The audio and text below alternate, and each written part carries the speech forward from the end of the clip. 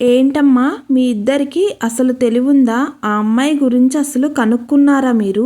ఆ అమ్మాయి పేరు శ్వేత. నాకు తెలుసు. నా ఫ్రెండ్తో ఆ అమ్మాయికి లవ్ అఫైర్ ఉంది. అలాంటిది ఆ అమ్మాయిని అన్నయ్యకి ఇచ్చి పెళ్లి చేస్తారా? నో, అన్నయ్యతో నేను మాట్లాడతాను.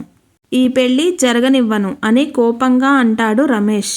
నువ్వు చెప్పేది నిజమేంట్రా? మాకు తెలీదు కదా ఈ ప్రేమలు అవిను. పిల్ల బాగుంది, కాస్త ఆస్తిపాస్తులు ఉన్నాయి కదా అని పెళ్లి చూపులు అరేంజ్ చేయమన్నాడు మీ నాన్న. సరేలే, మీ నాన్నతో నేను మాట్లాడతాను. పెళ్లి చూపులకు ఇప్పట్లో కుదిరేలా లేదు అని పేరయ్య గారితో చెప్పమంటానులే అని అంటుంది తల్లి అన్నపూర్ణమ్మ.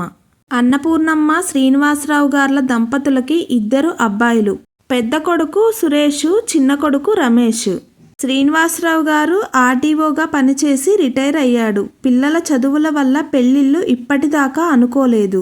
పెద్ద కొడుకు సురేష్కి సంబంధాలు చూస్తున్నాడు. ఆ కుర్రాడు హైదరాబాదులో సాఫ్ట్వేర్ ఇంజనీర్గా పనిచేస్తుంటాడు. మంచి జీతం. చాలా సంబంధాలు వస్తున్నా వీళ్ళకి నచ్చటం లేదు.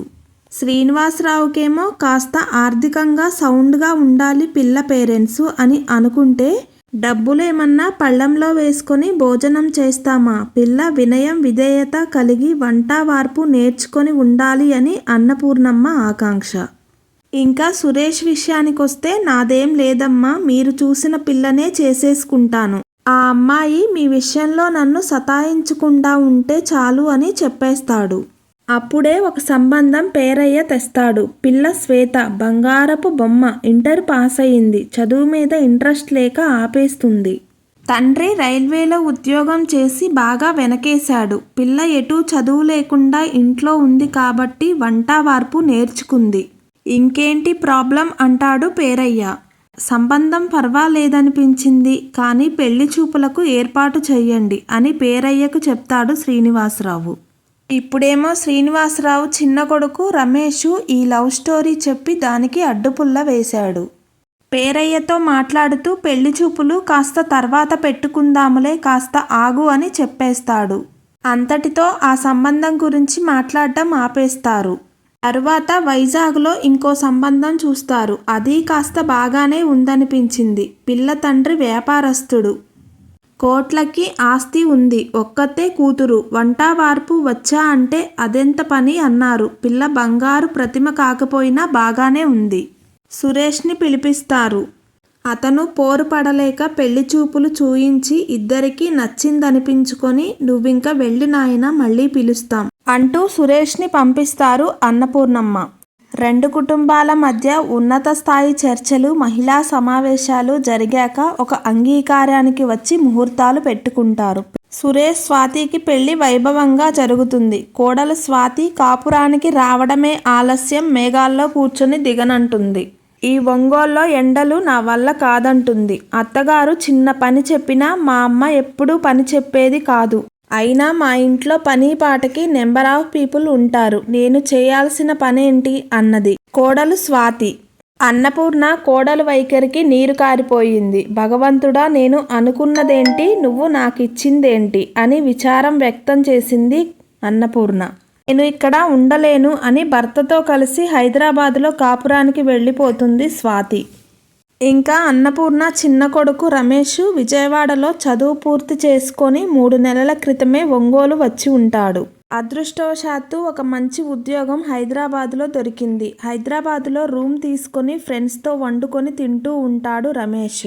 చిన్న కొడుకు కూడా పెళ్లి చేసేస్తే మనం ఇద్దరం కృష్ణారామ అనుకుంటూ పడి ఉండొచ్చు. వచ్చే పెన్షన్ డబ్బులతో హాయిగా గడిచిపోద్ది అని ఇద్దరూ అనుకుంటారు. ఇంకా చిన్న కొడుకు రమేష్ కూడా సంబంధాలు చూడటం మొదలు పెడతారు. అన్నపూర్ణమ్మకి మళ్ళీ దిగులు పట్టుకుంది. ఈసారైనా మంచి సంబంధం వచ్చి కోడలు నా అడుగులకు మడుగులొత్తేలా చూడు దేవుడా, నీ కొండకి వస్తానని మొక్కుకుంటుంది. పేరయ్య మళ్ళీ విజయవాడ సంబంధం ఒకటి తెస్తాడు. బయోడేటా అంతా బాగానే ఉంటుంది. డబ్బు ఉన్న కోడళ్ళు తల ఎగరేస్తున్నారు కాబట్టి ఈ మధ్యతరగతి పిల్ల కాస్త వినయం, మన్నన, మర్యాదలు తెలిసి ఉంటుంది అనుకుంటూ పెళ్లి చూపులకు ఏర్పాటు చేయమంటుంది అన్నపూర్ణమ్మ. హైదరాబాద్ నుండి రమేష్ని పిలిపించి పెళ్లి చూపులకు విజయవాడ వెళ్తారు. పిల్లకి పిల్లాడు, పిల్లాడికి పిల్ల నచ్చుతారు.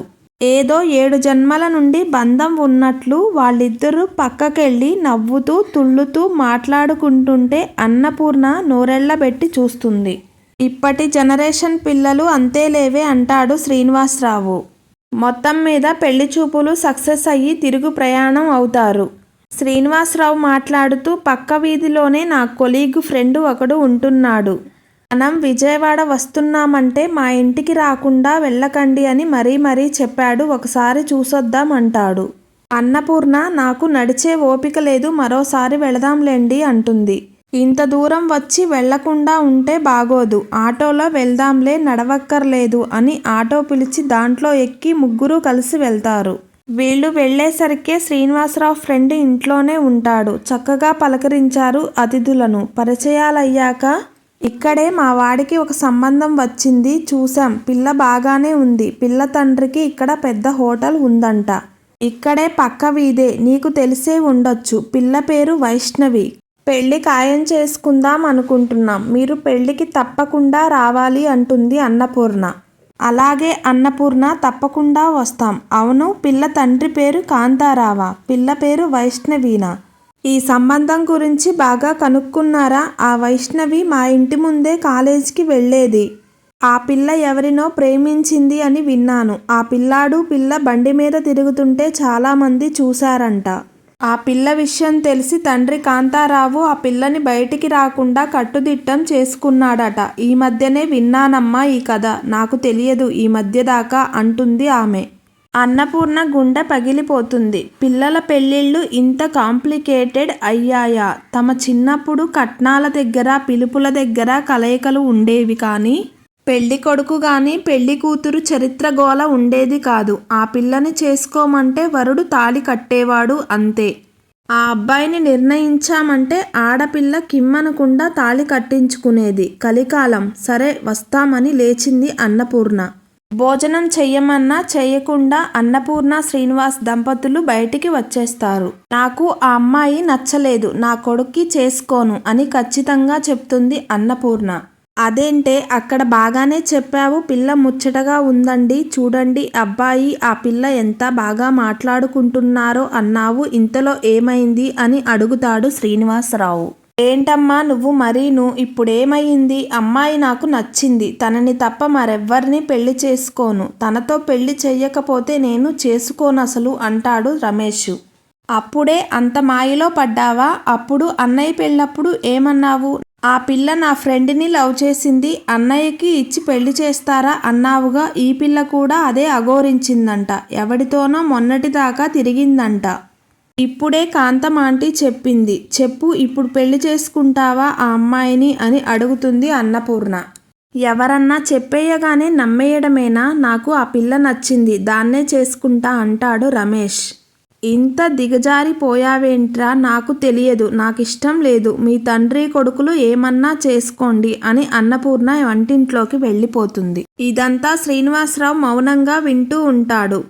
రమేష్ తల్లి వెనకాలే వంటింట్లోకి వెళ్తాడు. తల్లి కొడుకు కాసేపు గుసగుసలాడుకుంటారు. బయటికి నవ్వుతూ వస్తారు.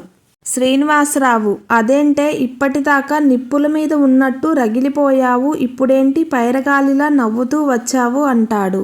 మరే మీ కొడుకేనంట ఆ పిల్లతో ప్రేమాయణం ఆడింది, మనకేమన్నా చెప్పాడా? ఏమన్నానా? ఆ పిల్లతో చూసిన కాంతారావే వీడికి చివాట్లు పెట్టాడట. మా అమ్మాయితో పెళ్లి కావాలంటే మీ పేరెంట్స్తో వచ్చి మాట్లాడు అన్నాడట. ప్రేమ కథ నడిపిన రోజుల్లో ఉద్యోగం సద్యోగం లేకపాయే. ఇప్పుడు ఉద్యోగం వచ్చాక పేరయ్య వీడు కలిసి పెళ్లి చూపులు నాటకం ఆడించి సినిమా మనకి చూపించాడు వీడు. ఇప్పుడు ఎలా నవ్వుతున్నాడో. వాళ్ళిద్దరూ నవ్వుతూ తుళ్ళుతూ మాట్లాడుకుంటున్నప్పుడే ఏమిటి విచిత్రం, ఇవాళే కదా మొహాలు చూసుకుంది అనుకున్నా. కానీ ప్రేమ పురాణం వెలగబెడుతున్నారని నాకేం తెలుసు. కానివ్వండి, ఎందుకింకా ఆలస్యం, ముహూర్తాలు పెట్టించండి. ఈ కోడలన్నా వంటింట్లో అడుగు పెడుతుందో లేదో, నా మొహానికి ఏమి రాసి పెట్టుందో అంటుంది అన్నపూర్ణ. మా అమ్మ భలే మంచిది అంటాడు రమేష్. కాదు, మీ అమ్మ చాలా పిచ్చిదిరా అంటాడు శ్రీనివాసరావు. ముగ్గురు నవ్వుకుంటారు. ముహూర్తాల సంగతి పేరయ్యతో మాట్లాడటానికి లేస్తాడు శ్రీనివాసరావు. చూద్దాం, ఈసారి వచ్చే రెండవ కోడలైన అన్నపూర్ణకి వంటింట్లో సహాయం చేస్తుందో లేదో. రెండవ కోడలైన అన్నపూర్ణకి నచ్చినట్లు ఉంటుందో లేదో మీ అభిప్రాయాన్ని కామెంట్ బాక్స్లో తెలియచేయండి. అలాగే వీడియోకి ఒక్క లైక్ ఇవ్వడం మర్చిపోకండి.